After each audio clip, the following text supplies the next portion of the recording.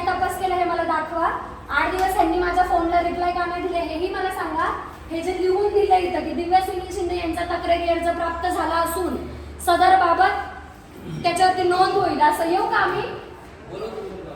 हे पळून गेले, परत पुन्हा पळून गेले, आलेले पळून गेलेले.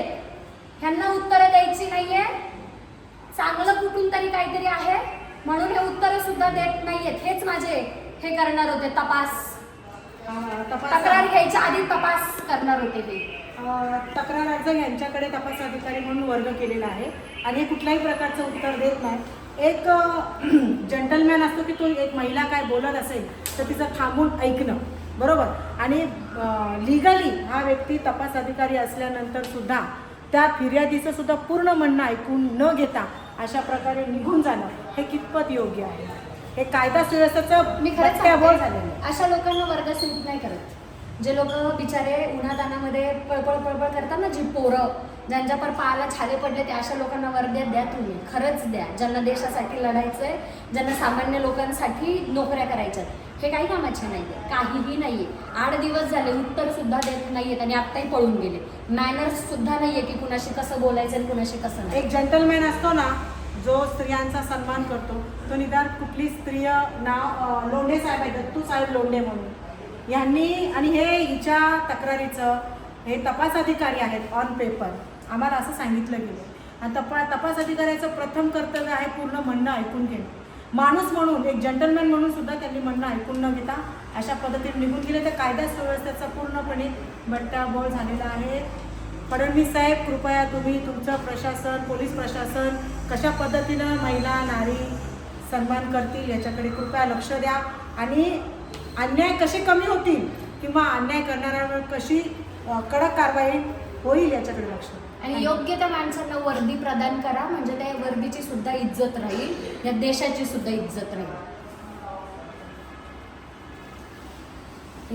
नाही तुम्हाला वर्ग केलाय हा अर्ज,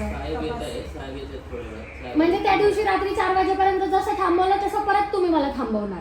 म्हणजे माझ्या सेफ्टीचे काहीच नाही तुम्हाला, की मी घाटाघुट्यातून रात्रीची कशी येणार पुण्यावरून मुंबईला, तुम्हाला ह्याच्याशी काही घेणं देणं नाही. आणि उद्या माझ्यासोबत काही चुकीचं झालं की माझ्यासाठी कॅन्डल मार्च घेऊन येणार आणि चालणार माझ्यासाठी मोर्चा घेऊन. पोलीस स्टेशन आहे ना की कुठलं पब्लिक आपलं तुम्हाला लिस्ट करण्यासाठी तयार केलेलं. तुमच्या प्रश्नाचे जे उत्तर आहेत ना ते सगळे भेटतील तुम्हाला. थोडा वेळ शांत रील्सचा, एक मिनिट, रील्सचा आणि पब्लिक ह्याचा मी तुम्हाला प्रश्न नाही विचारू शकत. अर्जाच्या चौकशीच्या संदर्भामध्ये किती दिवस अर्जाची चौकशी व्हायला पाहिजे? मग तुम्ही हे तुमची काय जबाबदारी आहे? तुम्ही आता हे स्टेटमेंट का पास केलं? म्हणजे तुम्हाला असं वाटायचं आम्ही रील्स साठी इथं आलोय? यायचं असतं ना तर पंतप्रधानाच्या इथं असतं, चांगली रील शूट केली असती आणि व्हायरल झाले असते. का मी जाऊ नाही शकत तिथं? तुमचा आणि तुमची बोलण्याची पद्धत नाही तुम्ही पद्धत, तुम्ही आम्हाला हिसकावून गेले ना दरवाजा लावून, का नाही गेले तुम्ही? बाहेर मी आता इथे जेव्हा बोलत होते तुम्ही आले, एसी मध्ये बसले ते, गरमीमध्ये आम्ही 4 तास झाले, 4 तास एकही पिया इथं नव्हता. अरे आम्ही कुठं कामाला होतो, काय घरी होतो, आम्ही काम करून आलो. मग इथं जे येतात त्यांनी तुमच्या घरी यायचं अर्ज बिर्ज द्यायला. शासकीय कामासाठी बाहेर. मग सांगा ना, तुमच्या शासकीय कामं तिथे आहेत, मग हे कशाला बांधून ठेवलंय आणि कुणासाठी बांधलंय? आम्ही इथे येऊन कोण पळून जातात सगळे. कुणीच नव्हतं, आम्हाला कुणीही बोललं नाही. आमचा ओढून घसा दुखायला लागला. विचारा, कुणी आलं आम्हाला विचारायला? कोण आलं आमच्यापाशी? मागच्या दाराने पळून गेले ते. आणि 8 दिवस जेव्हा तुम्ही माझ्या गोष्टींना उत्तरं देत नाही, फोन उचलत नाही, मेसेज करत नाही, तेव्हा तुमचे मॅनर्स कुठे गेले ते मला सांगताय तुम्ही लोक, की इथं आरडाओरडा नका करू. का करू? मला भारतीय संविधानाने अधिकार दिलाय. ओरडून काय होणार? मग तुम्ही मला ओरडायला भाग पाडले सर. 8 दिवस ओरडले का मी? 8 दिवस ओरडले का? 8 दिवस ओरडले का मी तुमच्यावरती? तुम्ही मला शब्द दिला होता की मॅडम तुम्ही आता इथून जा आणि सगळं व्यवस्थित करू. तुमच्यावर विश्वास नाही ठेवला का? तुम्ही ओरडायला भाग पाडले मला आणि मग परत म्हणायचं की पब्लिक आमची इज्जत करत नाही. 8 दिवस 15 दिवस लोकांना थांबून ठेवताय तुम्ही लोक. पब्लिक साठी नाही बोलत आम्ही. काय नाही बोलत तुम्ही पब्लिक साठी? पब्लिक आमची इज्जत करत नाही असं कधी बोलत नाही. अहो कितीतरी बोलता हो तुम्ही. त्या दिवशी तुमच्याच इथलं कुणीतरी म्हटलं, परत तुम्ही म्हणता हे लोक व्हिडिओ काढायला आले आणि परत म्हणतात रील्स साठी. फेमस व्हायची गरजच नाही आम्हाला.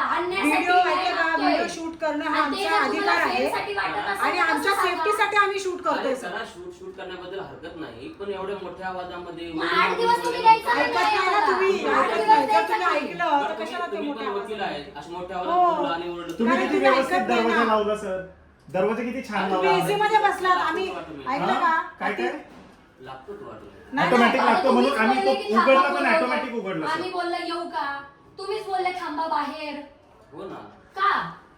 आणि दुसरी पण काय काम आहेत ना. ठीक आहे काय? करा अहो, म्हणजे आम्ही 4 तास थांबलो त्याचं काही नाही. 300 किलोमीटर ती जाऊन तुम्हाला आली मी ते काम नाही. सांगितलं, तिथं बाहेरच सांगितलं की सिनियर साहेब येत आहेत. नाही, त्या बाहेर मी नाही का सांगितलं. त्यांच्यासाठी थांबू?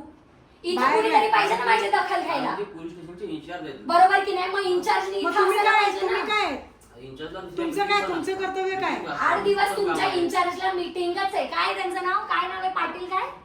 काय पुढचं नाव त्यांचं? पाटील सरांना 8 दिवस झाले मीटिंगच आहे ना. माझा फोन उचलतात ना मेसेज करतात ते. आणि ज्या लोकांना तुम्ही फोन करताय का ते लोक मला फोन करताय की आमच्यावर कंप्लेंट केली काय तुम्ही? कोण? तेच ज्यांच्यावरती मी कंप्लेंट करायला आले. म्हणजे मला धमकी सुद्धा देणार आता ते लोक. आणि मी तुमच्याकडे दाद मागायला सुद्धा येऊ नाही शकत. 8 दिवस प्रेमाप्रेमातच चाललंय ना.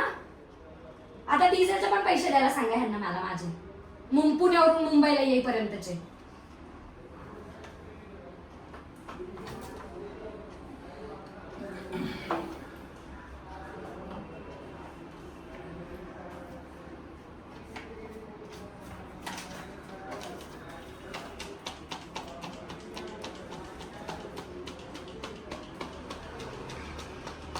आणि ह्यांनी मला त्रास दिला. ह्यांच्यावर गुन्हे होतात ना अरे बसा, पोलिसांवर? तुम्ही बसा.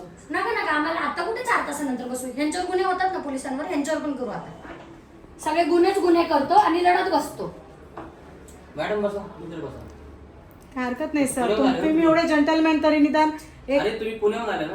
मी तर इकडे मुंबईची आहे पण ती विचारी आली बसा, पुण्यावरून बसा. आणि तुम्ही दरवाजा लुटून घेतला अरे तुम्ही. बसा तुम्ही बसा. काय नका मॅडम, तुम्ही आता एक काम गोडी-गोडी करा. मध्ये आम्हाला 8-8 दिवस थांबवता ऐका. नका. काय एक काम करा. मॅडम तुम्ही वकील आहे. हा एक काम करा. तुम्ही सिनियर साहेबांना विचारा त्यांना किती वेळ लागेल. किती वेळ लागेल एवढा मग विचारा. तुम्ही चालतंय, बसा. कॉल लावून. तुम्ही बसा.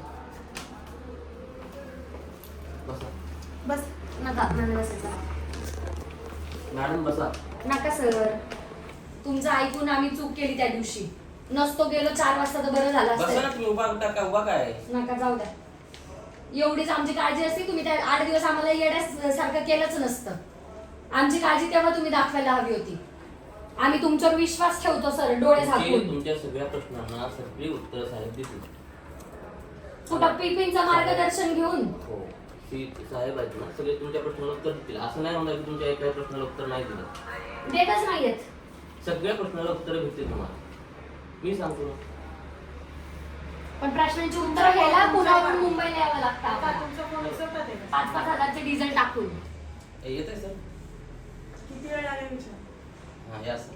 थांबले.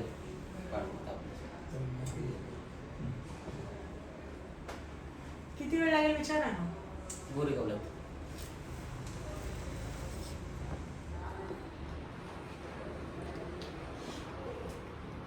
मॅडम बसा तुम्ही. नका सर. बसा, 8 दिवस किती वेळ तुम्ही आमची थांबणार? लय खातिरदारी केली आहे चांगलीच. तुम्ही बसा. आम्हाला लांबून नको नको. आता तुम्हाला तुम्ही ऐका मला ना, बोलूच नका तुमच्या बसा. मनामध्ये ज्या पण शंका आहेत ना, ज्या पण तुमच्या माझ्या मनामध्ये सगळे एकच शंका आहे. उत्तर जर माझ्यावर अन्याय झालाय तुम्ही माझी कंप्लेंट बरोबर. घेणार आहात की नाही एवढंच उत्तर द्या बरोबर, मला. तुम्ही बसा. हे नको, लक्षात मला ठेवा. बसायचंच नाही सर. मी डिसरिस्पेक्ट नाही करत, पण 8 दिवस तुम्ही जी माझी खातिरदारी केली ना त्याच्यावर मला ही